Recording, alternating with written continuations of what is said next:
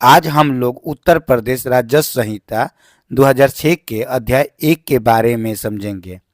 अध्याय 1, जिसे हम प्रारंभिक अध्याय के नाम से भी जानते हैं, इसमें कुल 4 धाराओं का उल्लेख किया गया है। अधिनियम का परिचय, जिसमें धारा 1 से 3 दिया गया है। तो धारा 1, जिसे संक्षिप्त नाम, विस्तार और प्रारंभ कहते हैं। संक्षिप्त नाम में उत्तर प्रदेश राजस्व संहिता 2006 है। वही विस्तार इसे पूरे उत्तर प्रदेश में लागू किया गया है। अब हम समझेंगे प्रारंभ के बारे में। इसके प्रारंभ 2 भागों में लागू किया गया था। पहले वाले भाग को 1-4, जो 4 से 19 तथा धारा 233-34 है, यह 18 दिसंबर 2015 को लागू हुआ था। वही दूसरी जो थी वो 11 फरवरी 2016 को लागू किया गया था। अब समझेंगे धारा 2, जिसे अधिनियम का लागू होना कहलाता है। यह पूरे उत्तर प्रदेश में लागू है, लेकिन इसका अध्याय 8 और 9 जो केवल उन क्षेत्रों पर लागू होता है जो उन अधिनियमों के प्रथम अनुसूची की क्रम संख्या 19 एवं 25 जिस अधिनियम के अंतर्गत निर्देशित किया गया है, वो क्रम संख्या में वो अधिनियम लागू होगा। अब हम समझेंगे धारा 3 के बारे में। उत्तर प्रदेश में शामिल होने वाले नए क्षेत्रों का विस्तार।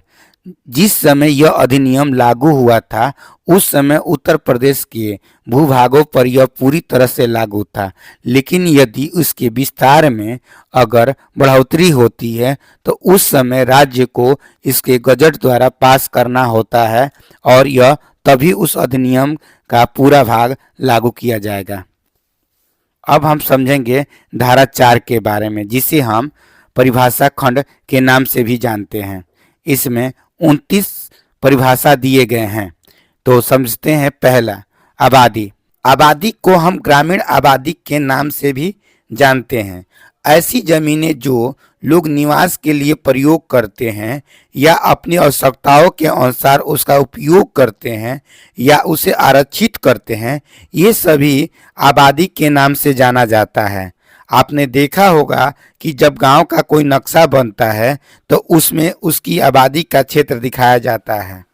दूसरे नंबर पर कृषि की परिभाषा दी गई है। कृषि को हम अंग्रेजी में एग्रीकल्चर कहते हैं।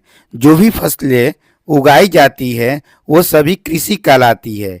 जैसे गेहूं हो, मक्का हो, धान हो या कोई तरह की सब्जी हो या रहर हो, ये सभी कृषि कहलाते हैं।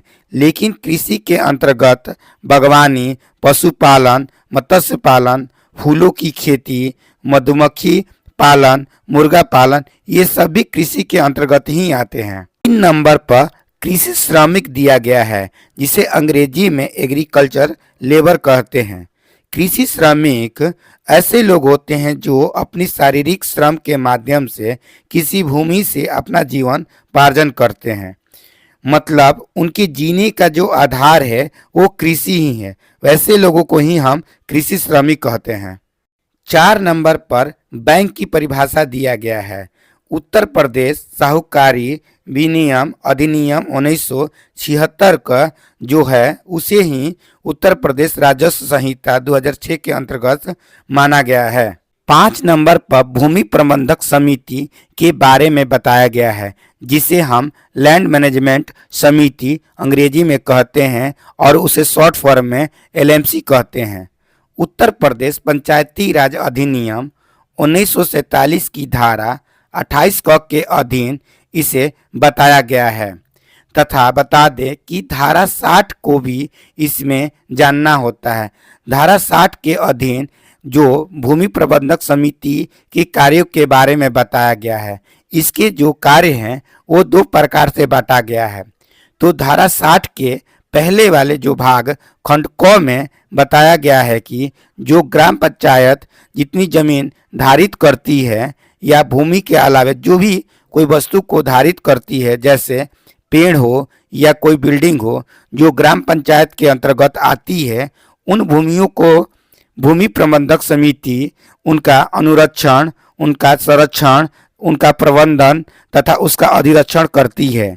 ये कार्य भूमि प्रबंधक समिति का होता है तथा धारा 60 के ख में बताया गया है कि जो भूमि आबादी की जमीन होती है, जैसे वन हो, तालाब हो, कुएं हो, कुटीर उद्योग हो, कृषि कार्य हो, मेला हो, बाजार हो, ये सभी का भी प्रबंधन करना, संरक्षण करना, ये सब भूमि प्रबंधक समिति का होता है। 6 नंबर पर काउंसिल की परिभाषा दी गई है। काउंसिल का मतलब परिषद होता है।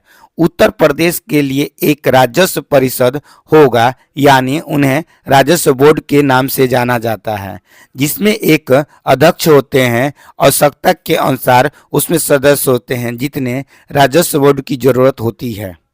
अब हम समझेंगे 7 नंबर पर, जिसे वित्त संस्था के नाम से जाना जाता है। इसकी कोई परिभाषा नहीं दी गई है। यह संस्था सिर्फ भलाई के लिए बनाई जाती है, जैसे कोई संघ हो या कोई संगठन। 8 नंबर पर कलेक्टर की परिभाषा दी गई है। कलेक्टर का जो पद होता है, साथ में अपर जो एडिशनल कलेक्टर होते हैं या प्रथम सहायक कलेक्टर होते हैं, इन्हें भी कलेक्टर की श्रेणी में रखा जाता है।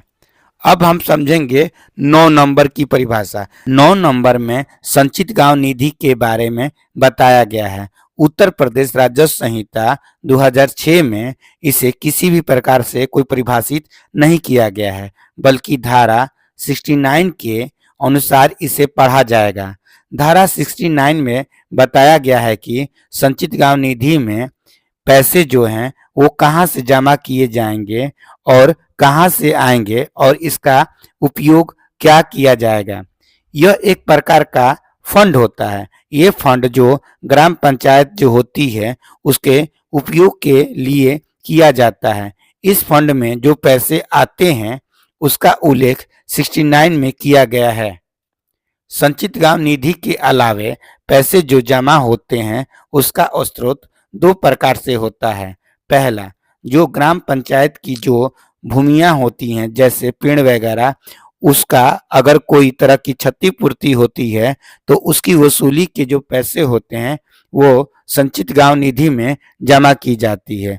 और अगर कोई व्यक्ति कहीं से कोई कब्जा कर लेता है तो उसकी क्षतिपूर्ति प्राप्त करने के बाद जो उसकी वसूली होती है उसको भी हम संचित गांव निधि में ही जमा करते हैं।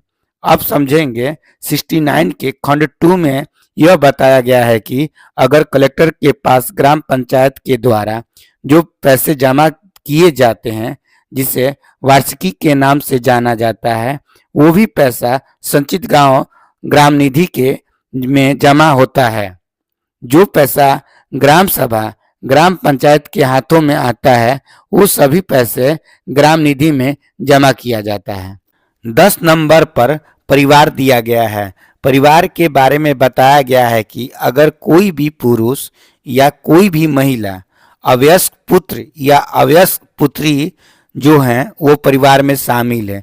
अगर वो अविवाहित है तो बता दें कि खंड 10 में ये भी बताया गया है कि अगर कोई भूमि का ट्रांसफर हो रहा है और जिसके नाम से ट्रांसफर होता है, अगर वो माइनर है तो उसके माता पिता ही परिवार माने जाएंगे। अगर वो माइनर नहीं है तो वो खुद एक परिवार का सदस्य होता है। 11 नंबर पर बाग भूमि दिया गया है। बाग भूमि का मतलब होता है कि किसी भूमि में जहाँ खेती होती है, अगर वहाँ पर कोई बाग लगा है जिसके कारण खेती करने में मुश्किल हो रही है तो उसे हम बाग भूमि कहते हैं। अगर कोई खेत के चारों तरफ कोई बाग लगा है और उसमें किसी प्रकार की कोई क्षति नहीं होती है तो उसे हम बाग भूमि नहीं कहेंगे। 12 नंबर पर जोत की परिभाषा दिया गया है। जोत कोई खास इम्पोर्टेंट नहीं होता है, बस इसे नंबर से याद कर लेना है। अब समझेंगे 13 नंबर। 13 नंबर पर सुधार दिया गया है। सुधार का मतलब होता है कि किसी ऐसी भूमि जहां पर किसी तरह की कोई खेती होती है और उसमें जितनी भी सुविधाएं देकर उसकी जितनी ज़्यादा हो सके उस खेती को उपयोग में लाया जा सके, उसकी पैदावार को बढ़ाया जा सके।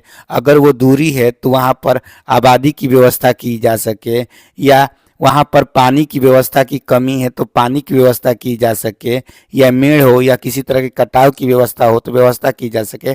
तो जितनी ज़्यादा अगर हम भूमि पे जहाँ खेती होती है अगर वहाँ सुधार करते हैं तो उसे ही हम सुधार कहते हैं। धारा 14 में भूमि दी गया है। जैसे कृषि की परिभाषा दी गई थी, उसी तरह जहाँ खेत होता है, जहाँ खेती की जाती है या जहाँ पर लोग रहते हैं, वो सब भूमि कहलाती है। अब समझेंगे भूमि धारक, जो जमीन को कब्जा करते हैं, जिसपे वो अपना अधिपत्य स्थापित करते, जहाँ रहते हैं या जहाँ पर वो अपनी जीवनपार्जन करते हैं, उस जगह को हम भूमि कहते हैं। अब हम 16 और 17 के बारे में जानेंगे कि राजस्व न्यायालय में और राजस्व अधिकारी में कौन कौन आते हैं। तो पहले हम जानेंगे राजस्व न्यायालय में। राजस्व न्यायालय के अंतर्गत पहले में परिषद एवं उनके सदस्य आते हैं, दूसरे में आयुक्त जिन्हें हम कमिश्नर कहते हैं, तीसरे नंबर पर अपर आयुक्त, चौथे नंबर पर कलेक्टर, पांचवें नंबर पर अपर कलेक्टर, छठवें नंबर पर मुख्य राजस्व अधिकारी, सातवें नंबर पर उप जिला अधिकारी जिन्हें हम एसडीओ कहते हैं, आठवें नंबर पर बंदोबस्त अधिकारी, नौवें नंबर पर सहायक बंदोबस्त अधिकारी, 10वें नंबर पर अभिलेख अधिकारी, 11 नंबर पर सहायक अभिलेख अधिकारी, वही 12 नंबर पर तहसीलदार, 13 नंबर पर नायक तहसीलदार और 14 नंबर पर नायब तहसीलदार आते हैं। अब हम समझेंगे 17 नंबर पर राजस्व अधिकारी के बारे में जानेंगे। पहले नंबर पर आयुक्त, दूसरे नंबर पर अपर आयुक्त, तीसरे नंबर पर कलेक्टर, चौथे नंबर पर अपर कलेक्टर, वही पांचवें नंबर पर मुख्य राजस्व अधिकारी, छठे नंबर पर बंदोबस्त अधिकारी, सातवें नंबर पर सहायक बंदोबस्त अधिकारी, आठवें नंबर पर अभिलेख अधिकारी, नौवें नंबर पर सहायक अभिलेख अधिकारी, 10वें नंबर पर तहसीलदार, वही 11 नंबर पर नायक तहसीलदार, 12 नंबर पर नायब तहसीलदार। इसमें एक और जुड़ जाते हैं जिन्हें हम राजस्व निरीक्षक कहते हैं, वो 13 नंबर पर आते हैं। 18 नंबर पर उप जिला अधिकारी के बारे में बताया गया है। इसका तात्पर्य यह है कि तहसील के प्रभारी असिस्टेंट कलेक्टर से है। 19 नंबर पर टोंगिया रोपवनी दिया गया है। इसका तात्पर्य यह होता है वन रोपण प्रणाली से किसी भूमि पे इस तरह से वन लगाया जाए जिससे कुछ समय के लिए कृषि कार्य तो किया जाए, लेकिन जब वही पेड़ विकसित हो जाए तो वह कार्य करना असंभव हो जाए, तो ऐसे ही वृक्षों को टोंगिया रोपवनी कहते हैं। अब हम समझेंगे 20 में गांव के बारे में बताया गया है। गांव हम उसे कहेंगे जहां पर लोग रहते हैं या ना रहते हैं। अगर वो राजस्व विभाग में दर्ज है तो वो गांव कहलाता है। आबादी का होना जरूरी नहीं होता है। 21 नंबर पर गांव शिल्पी के बारे में बताया गया है। गांव शिल्पी गांव में जो लोग कृषि कार्य के लिए लगे हुए हैं उनका उपकरण है, जो जैसे में लोहार हो, सुनार हो, बढ़ई हो, नाई हो, ये सब गांव शिल्पीकार कहे जाते हैं। 22 नंबर पर गांव निधि, ग्राम सभा और ग्राम पंचायत के बारे में बताया गया है। गांव निधि के लिए जो धारा 68 है उसे हम समझेंगे, और ग्राम सभा और ग्राम पंचायत के लिए जो पंचायती राज अधिनियम 1947 में दिया गया है उसे ही माना गया है। 23 नंबर पर कृषि वर्ष दिया गया है, जिसे हम फसली वर्ष के नाम से भी जानते हैं, जो 1 जुलाई से अंतिम जून यानी 30 जून का जो समय होता है इसे ही हम कृषि वर्ष कहते हैं। 24 नंबर पर मध्यवर्ती दिया गया है। वैसे व्यक्ति जो सरकार तथा कृषि के बीच के व्यक्ति होते हैं उन्हें हम मध्यवर्ती व्यक्ति कहते हैं, जैसे स्वामी, मतहतदार, ठेकेदार, ये सभी मध्यवर्ती वर्ग के व्यक्ति होते हैं। 25 में पट्टा के बारे में बताया गया है, जिसे खाने तथा खनिज पदार्थों के बारे में बताया गया है। इसको अध्याय 10 में भी दिया गया है, या धारा 95, 96, 97 में भी इसका उल्लेख है। 26 जिसे डिग्री कहा जाता है। सीपीसी 1908 की धारा 2 में जो डिफाइंड है उसे ही डिग्री माना जाएगा यहाँ पर। 27 राज्य सरकार और 28 में केंद्र सरकार के बारे में बताया गया है। 29 जिसमें मिनजुमला संख्या के बारे में बताया गया है। जब किसी गाटे में एक से अधिक लोग सह खातेदार होते थे, मतलब एक गाटे में एक से अधिक लोग मालिक होते थे, जो उनके कर्ता होते थे, मतलब मेन होते थे, उनके नाम ही खेत में दर्ज होता था, बाकी लोगों का नाम उसमें दर्ज नहीं होते थे, बाद में होने लगे। लेकिन सबसे दिक्कत ये होता था कि जब उस लोगों में से कोई भी व्यक्ति अगर खेत को बेचता तो उनके अपने हिस्से का अंश निर्धारण नहीं था, जिसके कारण जो लेने वाले लोग थे उनसे आपसी विवाद ज़्यादातर हो जाता था। तो मिंजुला संख्या का मतलब होता है कि अब जब वो किसी गाटिक में अगर एक साथ मिलकर जब लोग लेते हैं तो अब सभी का नाम दर्ज होता है, सभी का अलग अलग अंश निर्धारित कर दिया जाता है, मतलब उनके हिस्से के भाग को बांट दिया जाता है। तो जिसका अंश निर्धारण कर दिया जाता है जिस गाटे में जिसमें साझेदार लोग रहते हैं उसे ही हम मिंजुमला संख्या कहते हैं। आज हम लोगों ने उत्तर प्रदेश राजस्व संहिता 2006 की प्रारंभिक अध्याय जिसे अध्याय 1 कहा जाता है उसके बारे में जाने। उम्मीद है आपको यह वीडियो अच्छी लगी होगी। जय हिंद, जय भारत। मैं रजनी श्रीवास्तव।